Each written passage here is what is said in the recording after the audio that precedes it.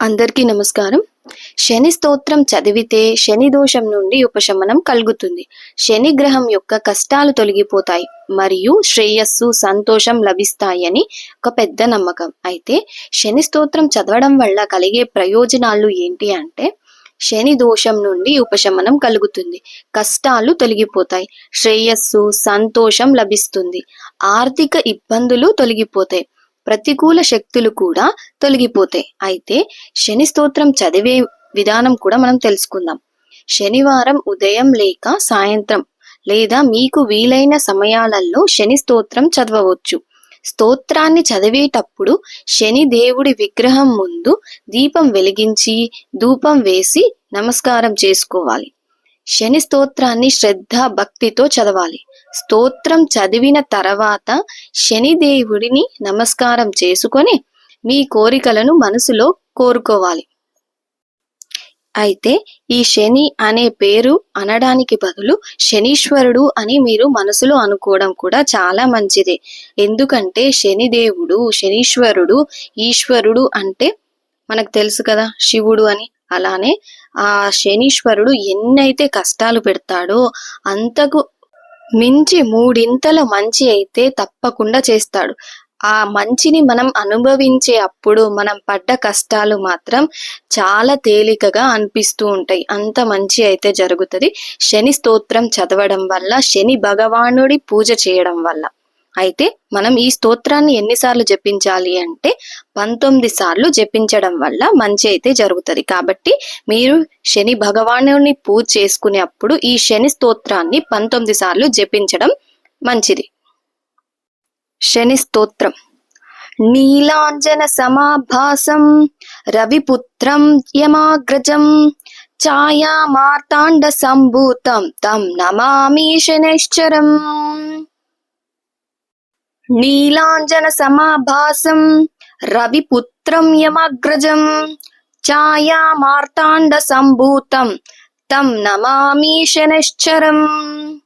నీలాంజన సమాభాసం రవిపుత్రం యమగ్రజం ఛాయా మార్తాండ సంభూతం తం నమామి శనైశ్చరం. నీలాంజన సమాభాసం రవిపుత్రం యమగ్రజం ఛాయా మార్తాండ సంభూతం తం నమామి శనైశ్చరం. నీలాంజన సమాభాసం రవిపుత్రం యమగ్రజం ఛాయా మార్తాండ సంభూతం తం నమామి శనైశ్చరం. నీలాంజన సమాభాసం రవిపుత్రం యమగ్రజం ఛాయా మార్తాండ సంభూతం తం నమామి శనైశ్చరం. నీలాంజన సమాభాసం రవిపుత్రం యమగ్రజం ఛాయా మార్తాండ సంభూతం తం నమామి శనైశ్చరం. నీలాంజన సమాభాసం రవిపుత్రం యమగ్రజం ఛాయా మార్తాండ సంభూతం తం నమామి శనైశ్చరం. నీలాంజన సమాభాసం రవిపుత్రం యమగ్రజం ఛాయా మార్తాండ సంభూతం తం నమామి శనైశ్చరం. నీలాంజన సమాభాసం రవిపుత్రం యమగ్రజం ఛాయా మార్తాండ సంభూతం తం నమామి శనైశ్చరం. నీలాంజన సమాభాసం రవిపుత్రం యమగ్రజం ఛాయా మార్తాండ సంభూతం తం నమామి శనైశ్చరం. నీలాంజన సమాభాసం రవిపుత్రం యమగ్రజం ఛాయా మార్తాండ సంభూతం తం నమామి శనైశ్చరం.